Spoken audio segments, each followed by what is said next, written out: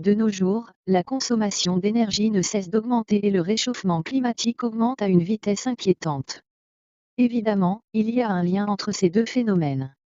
Plus précisément, ce lien est nous. Et le gaz à effet de serre. Nous consommons chaque jour une abondance d'énergie pour toutes sortes de choses.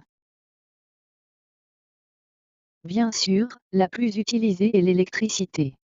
L'électricité peut être produite soit par l'hydroélectricité, par l'énergie solaire, éolienne, ou nucléaire. Par contre, l'énergie nucléaire n'est plus vraiment utilisée de nos jours en raison de ses nombreux risques. Pour ce qui est des autres sortes d'énergie, il y a les énergies fossiles, qui sont majoritairement le pétrole et le charbon. Nous les utilisons surtout pour les transports.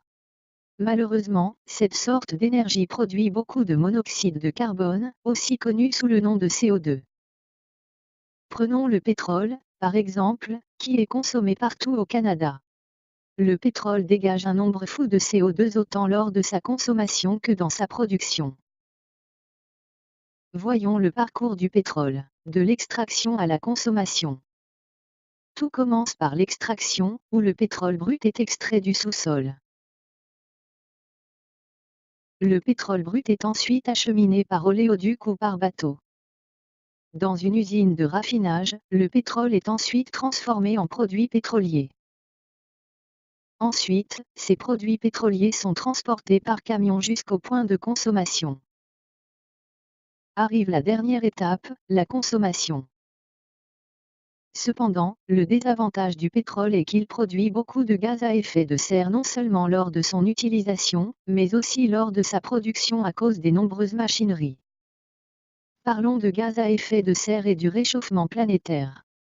Saviez-vous qu'en 2100, le niveau des mers, à cause du réchauffement climatique, montera de 18 à 59 cm? Saviez-vous aussi que la température de la Terre augmentera de 3,5 degrés Celsius? Donc, en vue de tous les facteurs qu'apporte la consommation d'énergie, cessons la surconsommation d'énergie afin de diminuer les émissions de gaz à effet de serre et sauver la Terre.